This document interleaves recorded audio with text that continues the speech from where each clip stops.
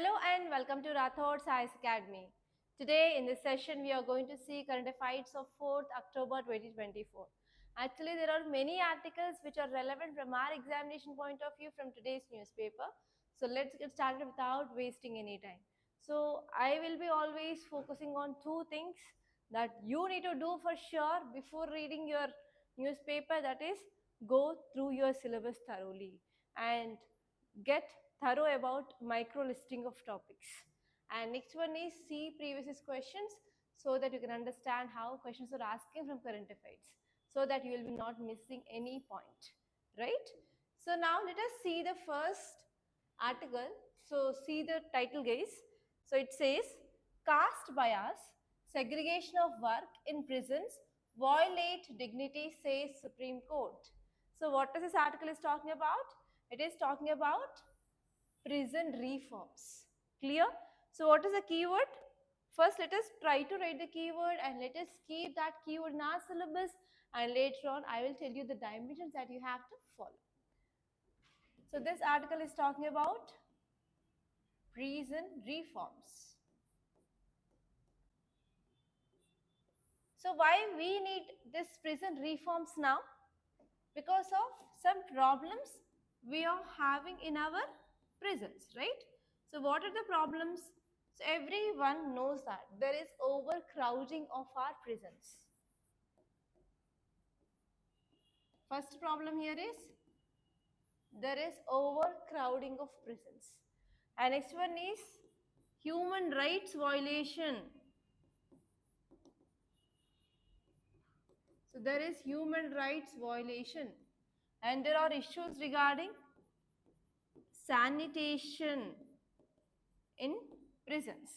And one more recent report which is saying that there is caste based discrimination.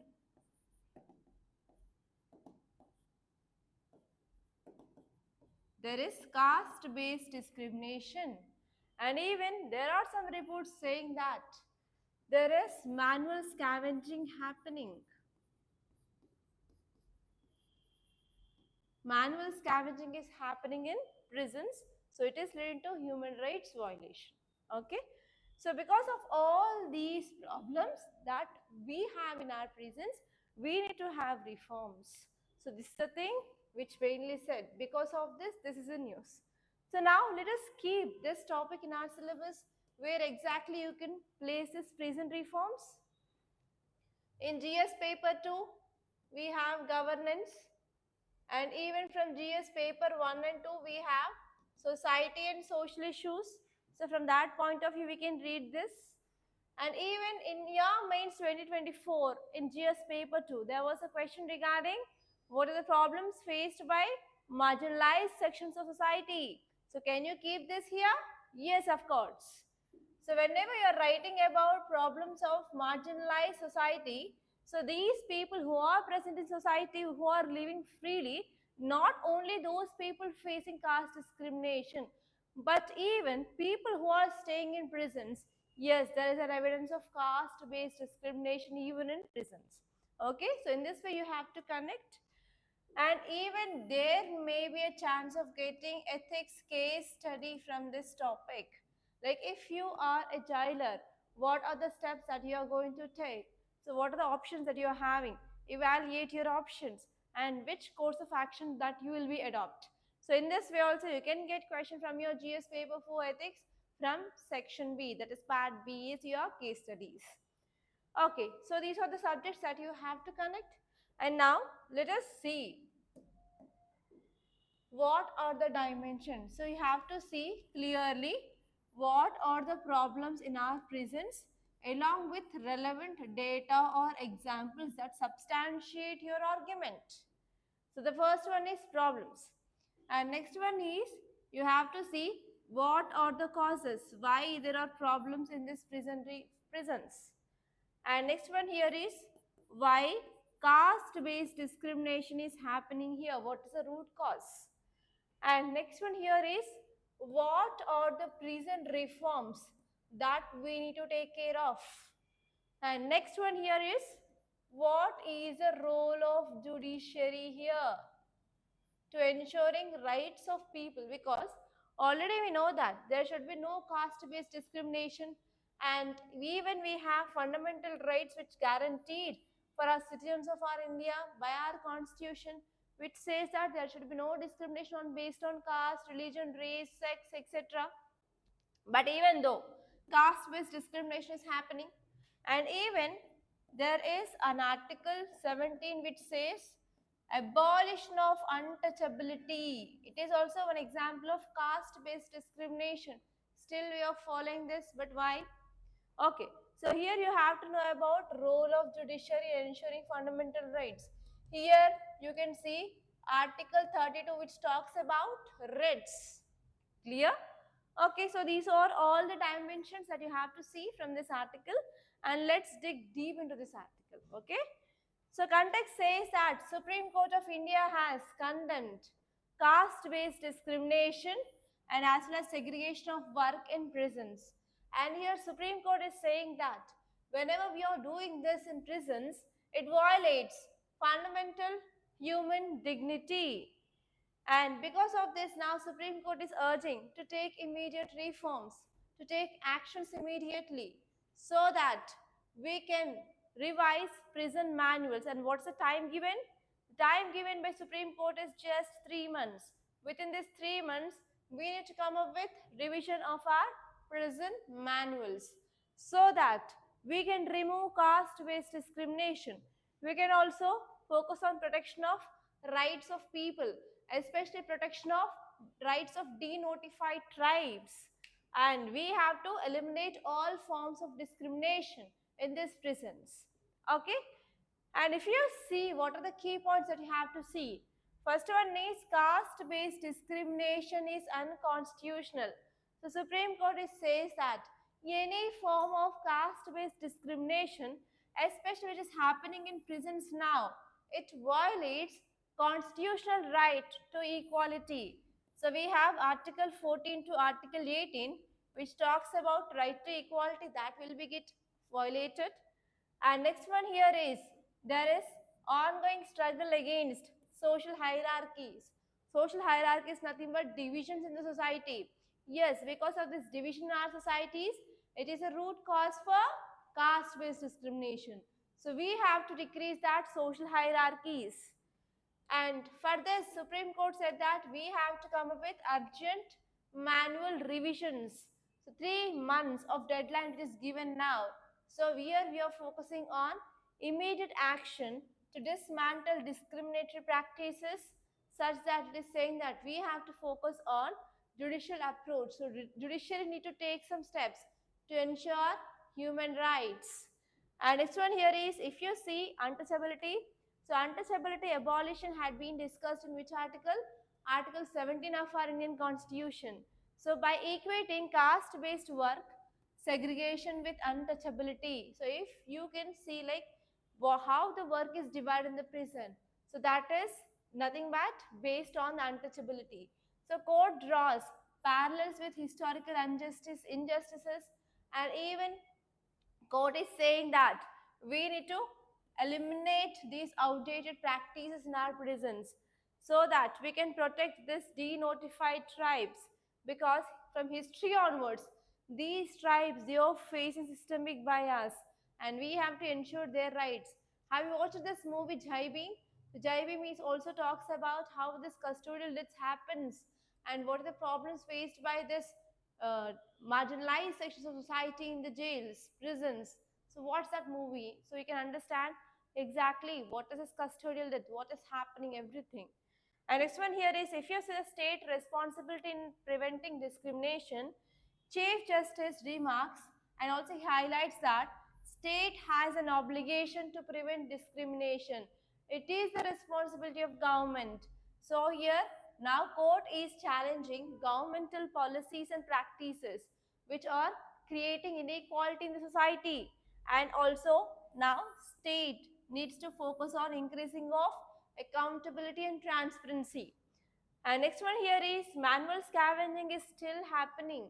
So manual scavenging, we have to abolish that. We have to prevent that. So for that, already we have Manual Scavenging Prevention Act. Okay, and we have to implement that act even in the prisons. So that is the thing which mainly said by court.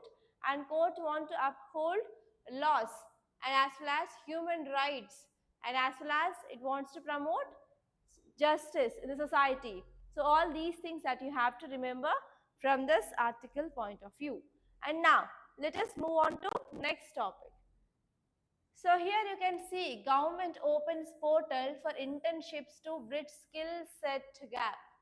So actually this article is talking about training and skill development. So what is the central theme? It is focusing on training of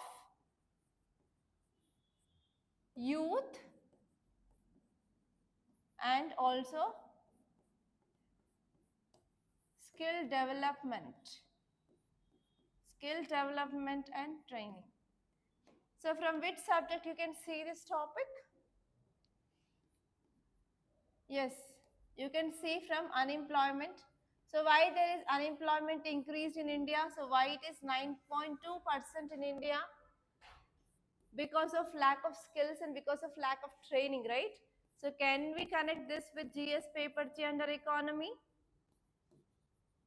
Yes, first subject we can link here is GS paper 3 economy. And next one is it is the responsibility of government to reduce unemployment, right? So government need to come up with the schemes and programs which comes under part of GS paper 2 under governance. And next one here is how this training and skill development will be having impact on society. Okay. So these are the three subjects we can connect this topic from. And if you see what are the dimensions you have to see about what is this portal and why government launched this portal and what are the aims and objectives of this portal and what will be the possible advantages or outcomes, and even you have to guess what will be the challenges to implement this. And even there is also link between private and government initiatives. So all are these dimensions that you have to see from this article from both prelims and mains. And actually this article is very useful to substantiate your answer in your mains. For sure, you have to write somewhere about what are the steps taken by the government for improving training and as well as skill development, and how government is focusing on decreasing of skill gap. Okay, so here this article is saying that the Indian government, that is nothing but Government of India, launched a portal, and this portal it is for 1 year internship scheme, and this is focusing on bridging the skill gap of unemployed youth. They are focusing on especially unemployed youth. Why we have to focus on this now? So you know that India is enjoying demographic dividend. To stop or to prevent, to make this demographic dividend or to convert this demographic dividend to demographic disaster. So to stop this step, yes, what can we do? We have to focus on training, and as well as we have to focusing on bridging of skill gap that is present between the students and as well as what industries they want. Okay, so because of this our government launched a portal and with around 1 year internship scheme. And actually within hours of launching of this portal, 111 private companies they signed up, and they said that we are going to offer 1,000 internship courses. So what is the aim of this portal? It is to enroll like 1 lakh youth by December 2nd, and actually they want to give the skills for more than 1 crore students in this 5 years of time. So this is the thing which you have to remember.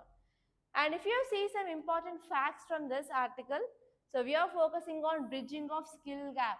This initiative is focusing on addressing of mismatch between the skill which is present with the youth and what exactly the employer or industry is required. We have to bridge that gap so that what happen, we can increase employment opportunities and as well as that will obviously promotes to economic growth of a country, and even that will improve standard of living, decreasing of unemployment rate, poverty, hunger, malnutrition, everything. You can interconnect it once again. And next one here is, now we can understand that major corporates, they are showing some interest and they want to provide internship courses. That means here private participation is also very important for decreasing of gap. And even we can understand that if any corporate company, they are getting a profit of more than so and so amount, they have to spend 2% as CSR, that is corporate social responsibility. And now companies are giving this corporate social responsibility for skilling and training of students, so that will be very helpful. And next one here is, we are also focusing on inclusion of youth, because so this total it is targeting students of age between 21 to 24 years, and they are recent graduates if you see the age wise, and actually they are having very less experience, so that now it is very crucial for their career development in this competitive job market. So because of this, government is focused on those people. And next one is, they are also using AI, that is a modern approach for recruitment, and as well as to increase efficiency and as well as precision in this process. And even if you're focusing on this investment, so government budget is around 800 crore rupees, and especially they are focusing on unemployment problem. How? Through training in the skills, so that we will be having obviously very long-term economic benefits. And even there are some eligibility restrictions, because they are excluding certain demographics, so that they are ensuring that this scheme will be focusing on just youth, so that they will be providing opportunities for demographic dividend only. And next one here is, actually it is a pilot project, so we have to see like once implemented what will be the broader implications. So if you're getting positive outcome, that can be implemented in the different states. Okay, so see this image. So this image I saw in the front page of international edition. It is about one dance form, that is folk dance of India, that is called as Garba. So as you all know that Navaratri had been started from yesterday. So this is one of the famous dance that will be seen in this Navaratri. Okay, so here this topic is about Garba dance. So here in your GS paper 1 under art and culture, you have this topic called as dances. So in these dances, we have two types of dances.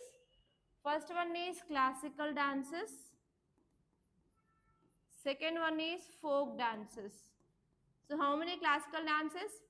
We have 8 classical dances: Bharatanatyam, Kuchipudi, Kathak, Mohiniyattam, Kathakali, Odissi, Manipuri, Satriya. So these are 8 classical dances.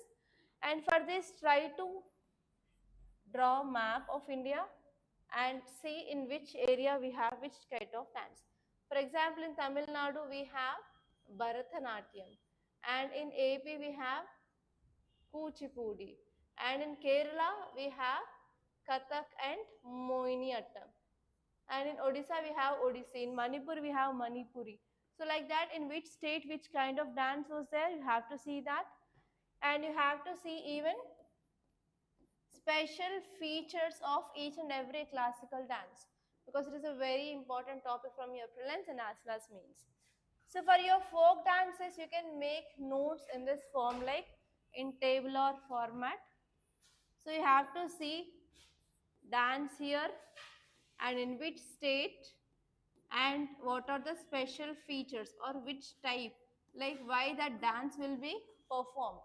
For example, folk dances we have harvest dances, for example bihu dance, and there are some serpent dances like kalbelia, and this garba dance is nothing but ritual dance which will be done annually in this navratris. So it is about representing shakti. Shakti is nothing but female power. Okay, now if you see some facts regarding this Garba dance, it is a ritualistic and devotional dance form which is performed throughout the state of Gujarat. It is very important. It came from the state of Gujarat, and it is celebrated for 9 days during this festival of Navaratri. And this festival is dedicated to worship of feminine energy, that is nothing but Shakti. And actually, it is one of the cultural, performative, visual expressions of this feminine energy, which is expressed in this Garba dance. And normally, you have to see this thing. So even it got into the UNESCO's heritage list. Okay, so because of this, it is very, very important, and you can get a question on this. Yeah, next question. So next topic. Here, if you see center's share of funds for Samagra Siksha Abhiyan delayed over 20,000 unpaid. So actually, this article is talking about one important scheme. That scheme is Sarva Siksha Abhiyan. So what is that scheme? Sarva Siksha Abhiyan.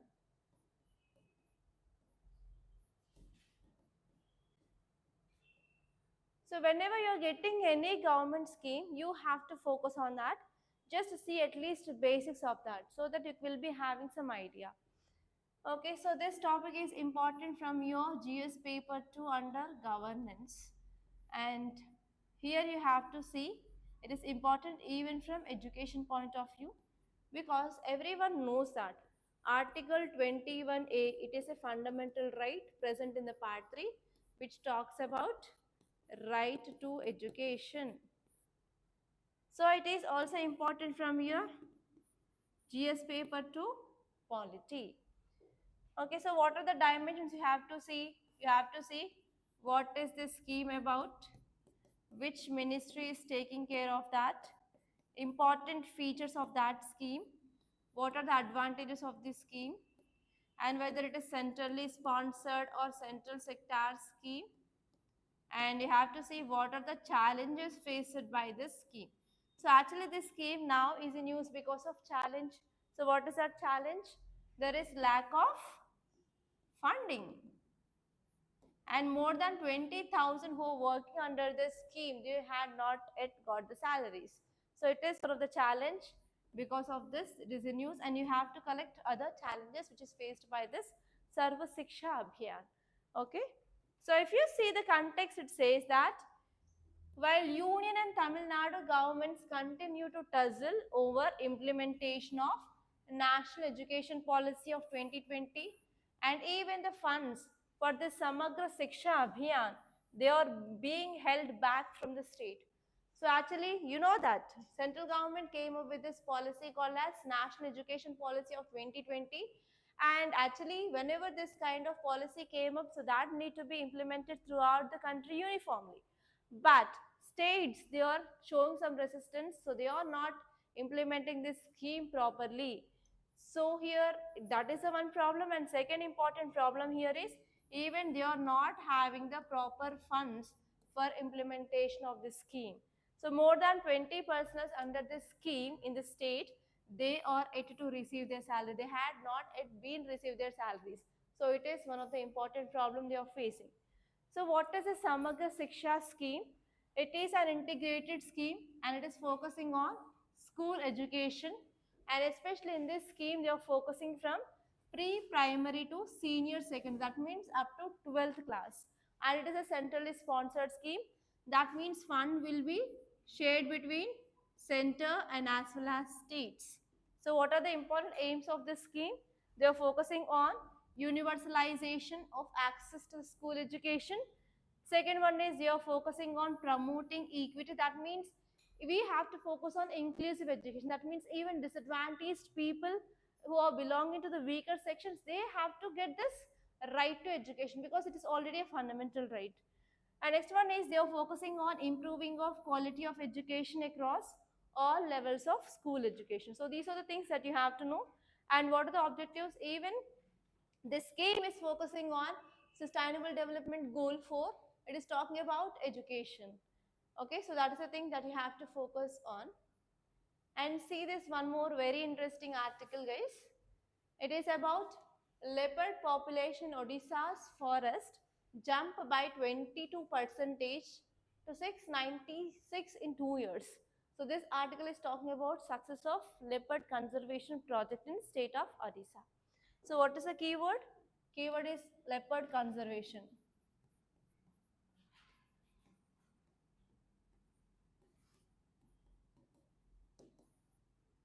So you know that leopard is under it, which comes under family of big cats, right? So here from GS paper 3 under environment and ecology, we can study this topic. And even from your GS paper 4 in ethics, there is a chance of getting a case study like, if you are a forest officer, what are the steps that you are going to take to conserve biodiversity? So in this way also you can get question from this topic. So what are the important themes that you have to see here? So you have to see about what is this leopard conservation and what is the significance of this conservation, and you have to see about important role played by leopard in ecosystem, why we have to conserve this big cats. And next one is what are the measures we have to take,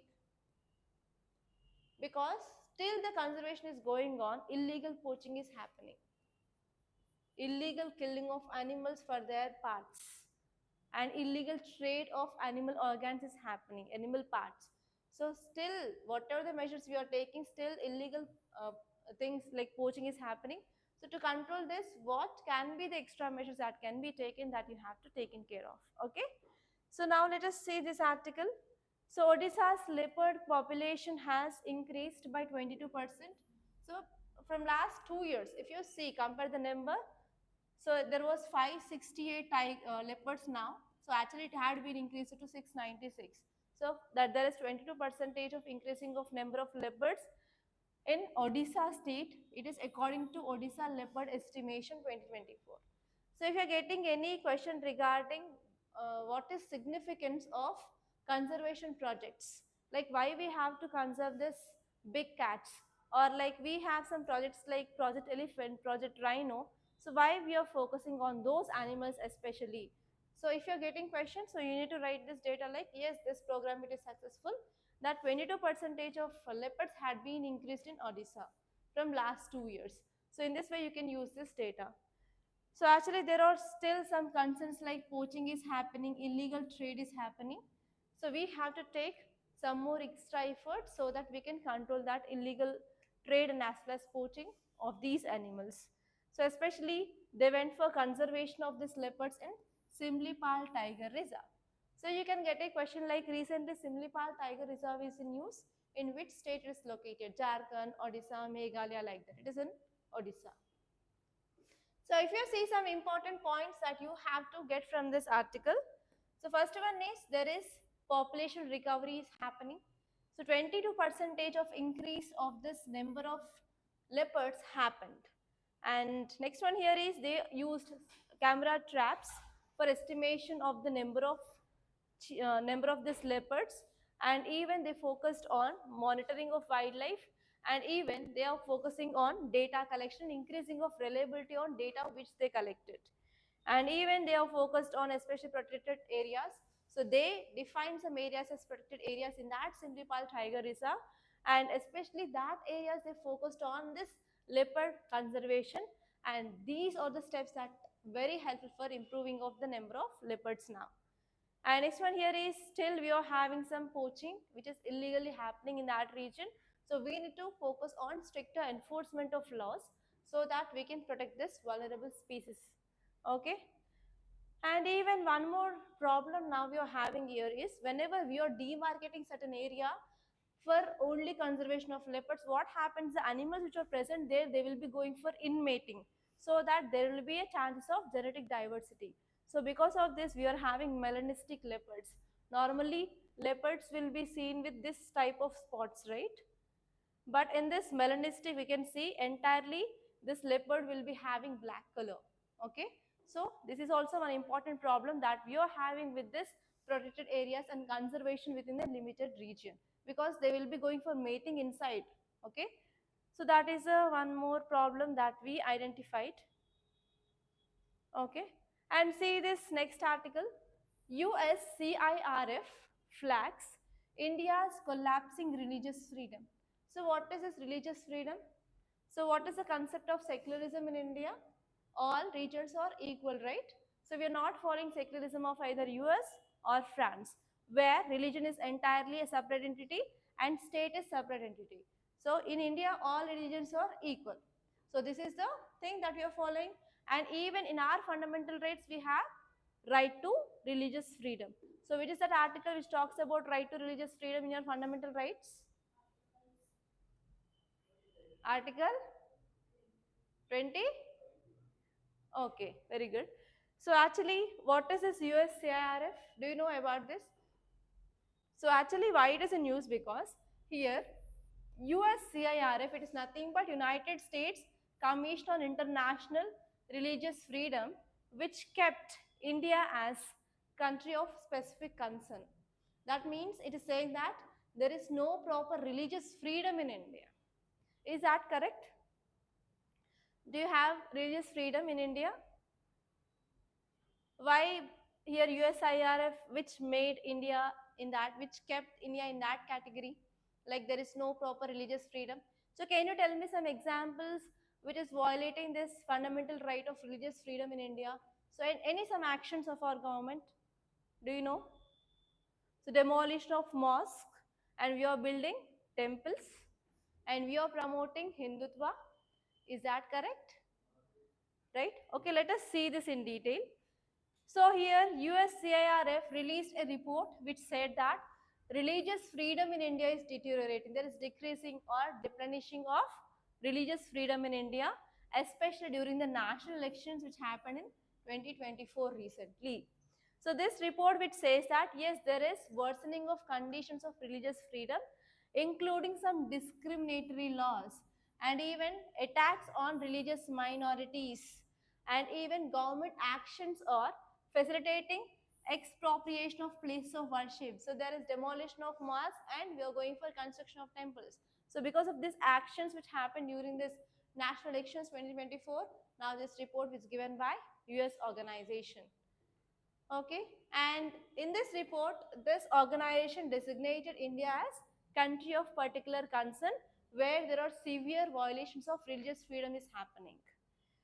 Okay, so if you see the details, it says that USCIRF report which illustrates that there is troubling of trend which is following in India, that religious freedom is increasingly compromised.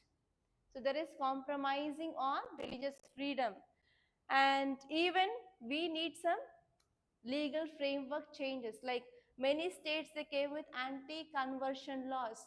For example, love jihad, yes or no? So many states, they came with this anti-conversion laws, and even we have anti-terrorism laws. And even because of all these things, especially marginalized sections and minorities, they are getting affected. So these minorities, they are not having the religious freedom. So that it is also increasing social inequality and as well as social divisions in our society. And next one here is, there are also many reports which says that demolition of mosque for Hindu temple construction is happening. Okay, and even there are lots of changes. We came up with this act which is called as Places of Worship Act. So because of all these things, that report which is given by USIRF. And next, if you see the facts regarding this USCIRF, it is US Commission on International Religious Freedom. So if that report is saying that yes, in India we are having deteriorating of religious freedom, will you accept that? So again, tomorrow or day after tomorrow, we'll be getting articles that India is condemning this statement. Okay, so like that you have to follow what is happening, and you need to get a perspective like whether we are accepting this report or not. It is entirely your own perspective. Okay, so whenever you are saying yes, then you need to give some substantiation. If your perspective is no, you have to have your own substantiation. Okay, so don't blindly depend upon anything. So see the things on both positives and negatives and come up with your own perspectives, because you are going to be the head of a district, an entire district will be in your hand. Okay, so here if you see this USCIRF, it is an independent and bipartisan federal government entity, and when it was created in year 1998 under International Religious Freedom Act. So the important function of this organization is it will be reviewing the facts and circumstances regarding violations of religious freedoms internationally. In which country religious freedom is deteriorating and how the violations happen. So it is the work of this to have a look over the different countries. And can I say it is acting as a watchdog like Human Rights Commission? Yes.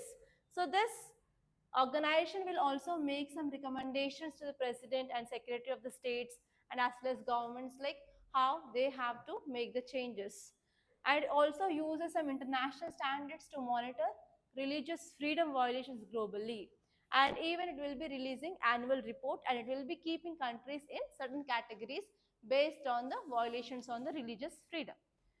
And actually the composition includes like 9 commissioners and they will be appointed by the president or like leaders of US, and actually it is mainly supported by non-partisan professional staff. So other staff will be also will be supporting this organization. Yes, see this article, it is about Supreme Court slams air pollution panel for failing to stop stubble burning. So I said that you will be getting bored and I will be getting bored to discuss this topic. From last 5 days, every day without any leave for that stubble burning, it is coming in newspaper. So here you have to know about what is a stubble burning again, what are the causes of stubble burning. So why government is not able to stop this stubble burning. And even you have to know about Commission for Air Quality Management, CAQM, that we already discussed in our earlier class. That's it. And here you can see one more article, Indian push needed to end AIDS as a global health threat by 2030. So what is this AIDS is about? Acquired immunodeficiency syndrome caused by which virus? HIV, human immunodeficiency virus. Okay, do you know about this at least idea of what is this AIDS, right? So why we have to end this AIDS? So actually, can you tell me some list of the diseases that we are going to end? Like we have target of ending of TB, we have target of ending of sickle cell anemia, right? And again, we have target of ending of AIDS. So why government will be coming with this kind of projects to end this disease? Why? What is the reason? Why we need this kind of projects? It's uncurable. Next. No medicine is available. Okay, next.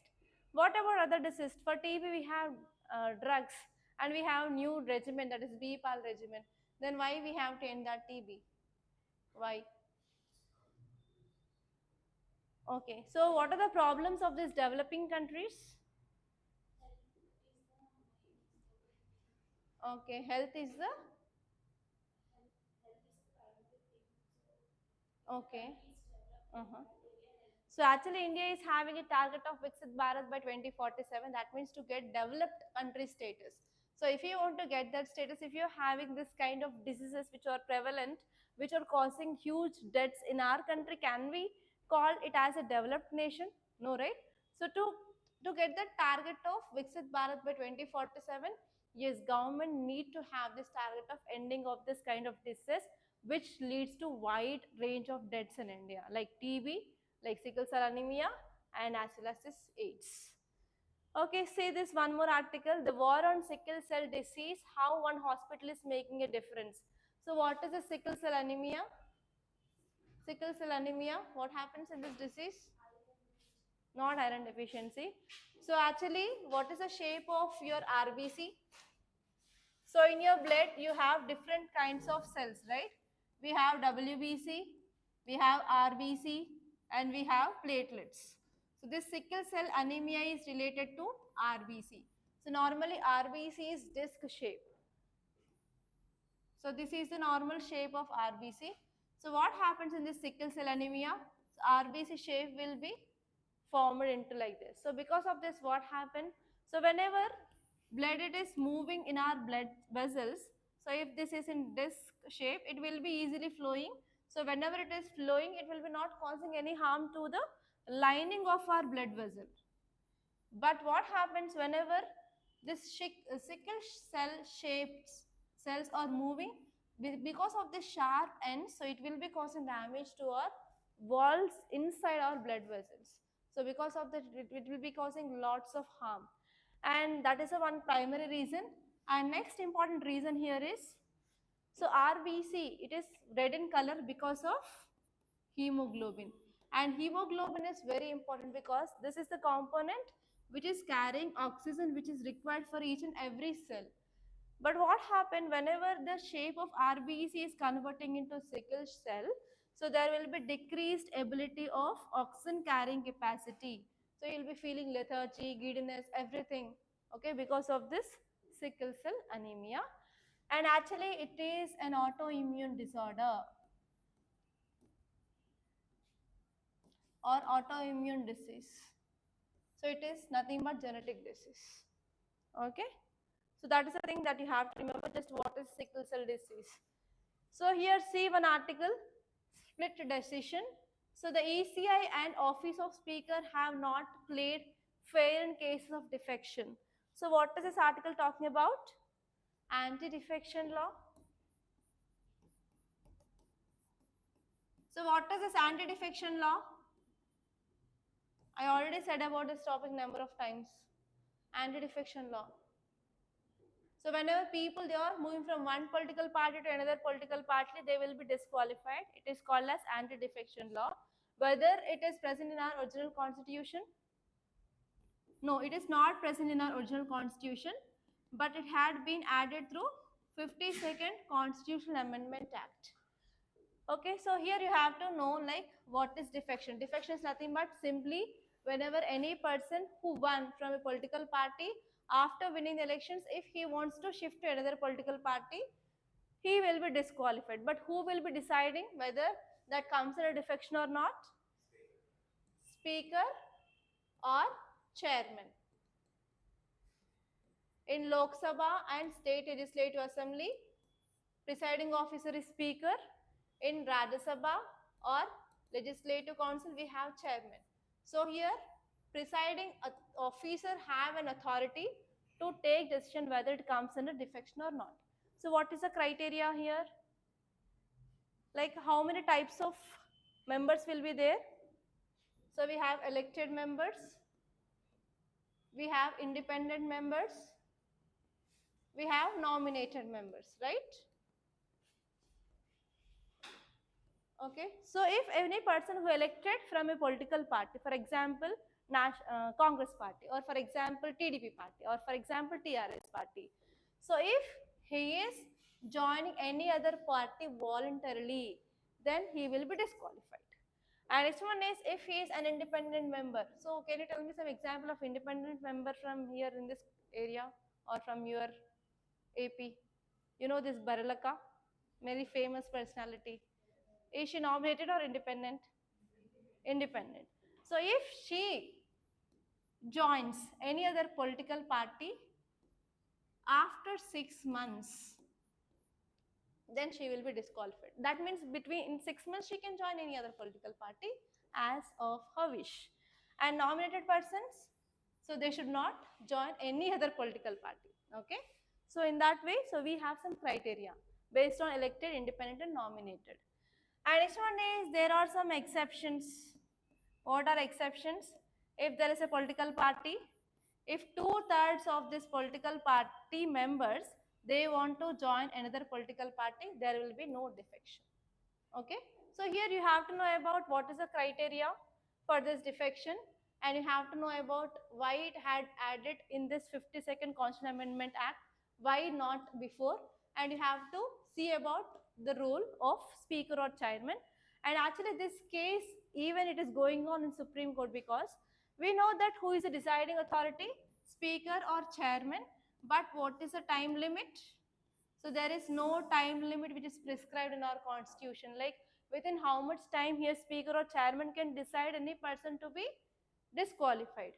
Okay, so because of this, the issue which is going on, and till now there is no Supreme Court judgment on this, and we have to wait and see like how Supreme Court gives the judgment regarding within what is the prescribed limit within which here speaker or chairman need to be taken the decision. Okay, see this one more article. Should EC ensure internal democracy in political parties? So what is this internal democracy? Internal democracy. What is the meaning of democracy? Okay, rural selected by the people, of the people, for the people. That is a basic definition, right? So what is this internal democracy means? Internal means within a political party. So within a political party, how they will be taking decisions, right?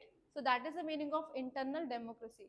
But why we need internal democracy within the political party? What is the need? So internal democracy means nothing but practice of making decisions within a political party through democratic means. That is nothing but we will be going for selecting of candidates.